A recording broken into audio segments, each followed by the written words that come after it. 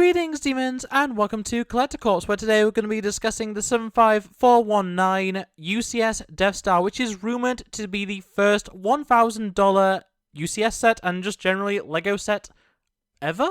Not just Star Wars, like generally, with the first $1,000 set. This will be roughly £750 to £800. At least based off current conversion rates. That could obviously be a little bit off. We are talking about 9,019 pieces, and the set is rumored at least to be releasing October 1st, though it could release earlier or later, and obviously there may of course be a slight early release for LEGO Insiders. So as of the recording of this video, we have not actually seen a real leak of the build itself, though we are expecting it to be 70 centimeters high, 79 centimeters wide, and 27 centimeters in depth. And we'll get into what that kind of implies a little bit later, but what we do actually have a decent idea of is the minifigures. So let's just go through real quick and discuss all the different minifigures we're going to be getting in the first $1,000 LEGO set. So, starting off with our main cast, we of course have Luke Skywalker, 3 of him in fact. We have the Luke Skywalker, the Rebel, which is basically his original Episode 4 look. We have Luke Skywalker in Stormtrooper disguise, and Luke Skywalker, the Jedi, which is his Episode 6 final duel outfit. And yeah, overall, all outfits we've seen before plenty of times, and realistically are not going to have anything unique to them, though it is good to once again have them. And yeah, realistically, they couldn't have avoided having these 3 Luke Skywalkers. There's probably something they could have done to differentiate them a little bit more, or potentially add to, you know, the Luke Skywalkers in the set, but honestly, great selection, and it makes sense very much so. We have Han Solo, just 2 variants of him, the Captain of the Millennium Falcon, which is his Episode 4 look, the, you know, standard smuggler outfit, I suppose, as well as the Han Solo in Stormtrooper disguise. Once again, doesn't really make sense to have any other variants of Han Solo. This is kind of everything that makes sense for the Death Star, and overall, very good selection. Then, of course, to finish out the cast, we have Chewbacca, Princess Leia Organa in her first movie in Episode 4 outfit, and Obi-Wan Kenobi in his Episode 4 look. Obviously, old Ben Kenobi, or whatever you want to call him. And, yeah, all to be expected, all pretty standard, though we haven't seen old Obi-Wan in a decent while, probably a few years now, probably over 5 years, to come to think of it.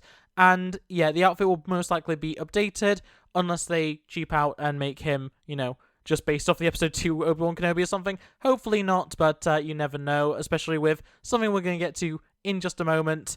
We, of course, also get an R2-D2, who is expected to have the back printing, though not confirmed at this point, and C-3PO, who unfortunately doesn't have the leg dual molding, which is really unfortunate, especially because not only does the keychain that is currently available have the dual molding, but we also have the dual molding on the C-3PO buildable figure, which, yeah, both of those are, especially the keychain, extremely cheap compared to a $1,000 set. So, unfortunately, it does mean that we're going to be getting a subpar version of C-3PO, which is why I am worried about characters like Ben Kenobi being maybe a little bit subpar.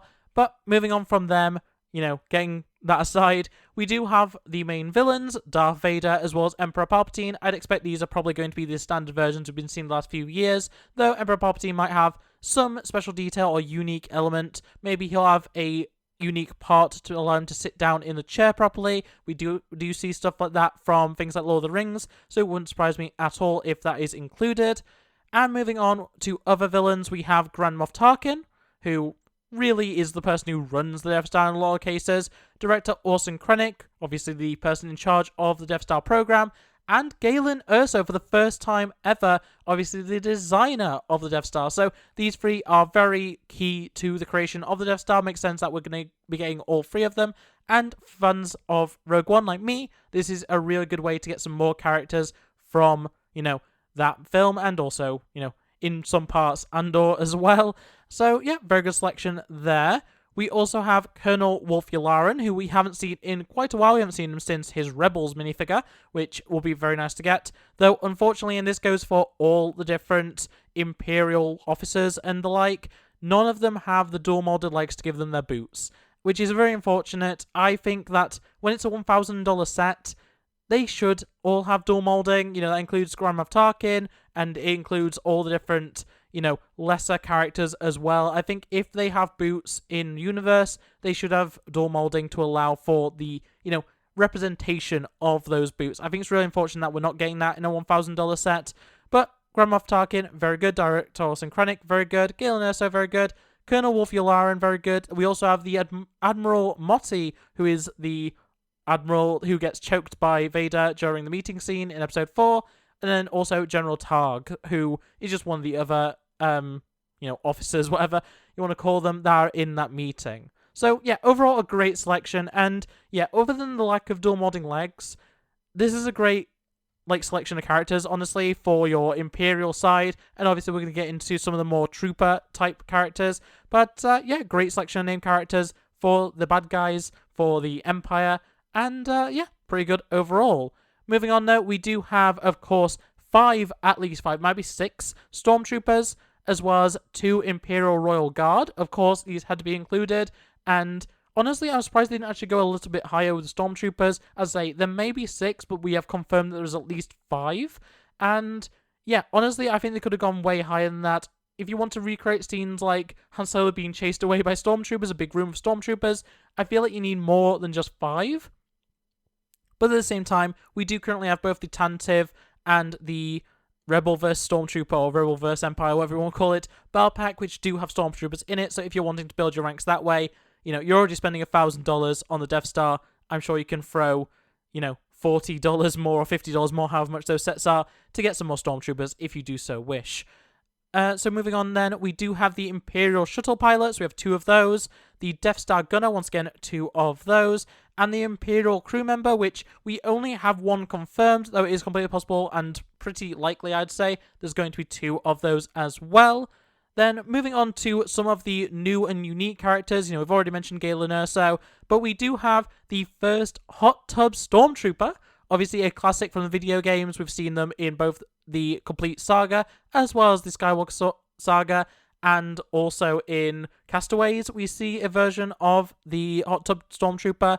And, yeah, some people are referring to it as the Beach Stormtrooper, which does make sense. It is, unfortunately, neither the version from the complete saga or the Skywalker saga, which a lot of people were expecting. Obviously, in the original, it's the blue Speedo, or the blue full bikini-style outfit. And in the Skywalker saga, it is the white shorts with heart printing, kind of like generic underwear sort of design. And it is, unfortunately, neither of those. It instead is going to be red Speedos or red shorts with an Imperial logo on them. Still a perfectly good design, and does kind of resemble the design seen in Castaways, but not exactly the most ideal or iconic version of that figure that they could have done. Moving on though, we do have the Imperial Dignitary. It is one of the specific characters, though I personally don't know any of the names of them, but it is the first Imperial Dignitary we've actually had. There is typically 5 of them in the movies, but yeah, this is the first time we're getting any of them, and it looks pretty good. It looks accurate to the character, and I'm sure we'll get more Imperial Dignitaries in the future. I'm sure this isn't going to be a one-off, but either way, new character, first time seeing it, and yeah, pretty accurate overall.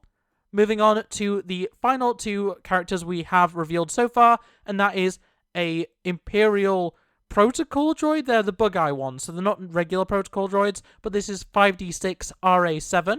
There's not really any meaning as far as I can tell from that name, and I don't believe this is a specific reference, but yeah, it's a nice enough looking Imperial Protocol droid, and this one has had a full factory leak, so we do know exactly what it looks like in hand. And finally, we do have a so far unnamed astromech. It does have a designation, it's just difficult to make it out from the images we have so far, but it is another Imperial astromech. We've seen plenty of these over the years, and yeah, overall, it's a good way to round out the selection. And this is, so far, based on the numbers we have confirmed, 33 of the 38 minifigures that are going to be included. So we still have another 5 minifigures that could be revealed. And obviously, some of those can be reduced by saying, Imperial Crew Member extra. We're probably going to get something else in terms of another Stormtrooper. So I would say that we're probably actually at 35, meaning we've got 3 slots still available. I'm not really sure who we're going to be getting, potentially more named characters, maybe more admirals or whatever else for that meeting room. Otherwise, I'm not really too sure what we could be getting. It's odd we don't currently have any TIE Fighter pilots, so I'm wondering if maybe we'll get 2 TIE Fighter pilots and 1 more Stormtrooper, 1 more Imperial Crew Member, and then maybe, I don't know, one of the other members of that meeting room, potentially. That would make sense to me at least, but it's hard to say for sure what we're going to end up getting. But yeah, 33 out of 38, 100% confirmed, and most likely it's more like 35 or even 36 out of 38 so far confirmed, just we haven't seen them 100% in picture form yet. But with the minifigures out of the way, that does bring us to the build, and while we don't really know too much about the build so far, we do have enough information to go off to kind of speculate on what the exact design is going to be. And unfortunately, as much as most of us were expecting and probably wanting it to be a complete sphere enclosed entirely, it is sounding, especially based off the aforementioned size that we've had, the actual measurements, is going to be a semi-sphere. So it's going to be completely rounded off on one face, and then the other face is going to be cut through. It's going to be half of a ball, and on that flat side, we're going to have all the different rooms on show. So it's essentially going to be a very large-scale diorama with one side that is displayable as the actual Death Star, while the other side is displayable as essentially a dollhouse with a bunch of different rooms displaying different scenes and different, iconic moments from the Death Star scenes in the movies. And honestly, I'm very mixed on this. To me, I was very much looking forward to it being a full sphere, a full ball, ready to, from any angle be the Death Star with, opening panels and the like. As it is, I'm personally not very happy if it turns out to be the way it is being described so far. So we haven't had official reveals or any sort of major leaks of the set itself yet. So it's hard to say for certain what it's going to look like, but the current rumor is that it's going to be a semi-sphere rather than a full sphere, which, in my opinion, is kind of unfortunate. At the end of the day, it does make it easier to actually display it somewhere. The fact that it's not going to be, 70 by 70 centimeters or whatever in all directions is nice. It does mean it's going to be able to fit on a shelf easier. You're going to be able to actually display it a lot more simply and actually have everything on show at once in terms of all the different rooms with all the different minifigures. But at the same time, I and many other people in the community have been very much looking forward to a full-size, fully enclosed Death Star. And the fact it's not going to be like that, at least based on the current rumors, is really unfortunate. And it went from a set that I was honestly, originally, when we first had the rumors, I was very much planning on getting it day one. It was a set that I was very, very interested in. After the minifigures, it was, I'll probably still get it, but maybe not day one unless there's a very good promo alongside it. With the rumor as it currently stands, personally, I'm not really interested in it anymore. There are a lot of things I could get for $1,000 for, £700 to £800. And honestly, if it's only half a sphere, I don't think it's worth the full 1,000.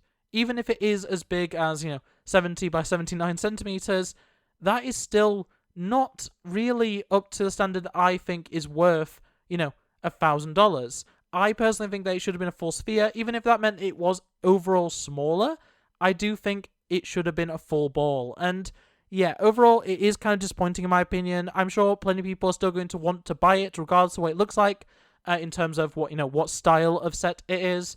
And I'm sure that a diorama will work perfectly well. We've obviously already seen plenty of dioramas in the past, especially, we have seen both the throne room from the Death Star 2, as well as the trash compactor from the Death Star 1, as diorama sets. And they are both excellent diorama sets. They're not diorama sets that I'm interested in, because I don't really like dioramas that much.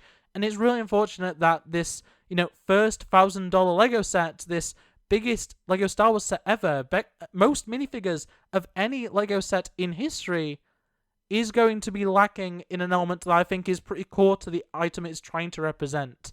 And overall, it's just very unfortunate and very disappointing to me that they are, potentially ruining what could have been a perfect set with subpar minifigures and a design that is just not what people want, necessarily, from a Death Star UCS set. But with that being said, there's not really much more information to go off. We really don't have anything when it comes to the actual build itself. And of course, the rumors about it not being a full sphere could be false. It could turn out to be a full sphere, and that would be great. And hopefully that does actually happen. But with that being said, that is everything we have to discuss. So on that note, I'd like to say I hope you enjoyed this video. If you did, make sure to like it, subscribe and enter, and ring that bell so you never miss upload. Always comment below your thoughts and feelings on the UCS Death Star. Are you going to be buying it regardless of if it's a sphere or not? do you like the idea of the current minifigure lineup? I will have, linked in the description, the r/LEGO Star Wars Leaks subreddit. You can get more images and stuff that I'm just not able to show here, down there. And otherwise, it's going to be it from me. So thanks for watching, and I'll see you next time. Bye!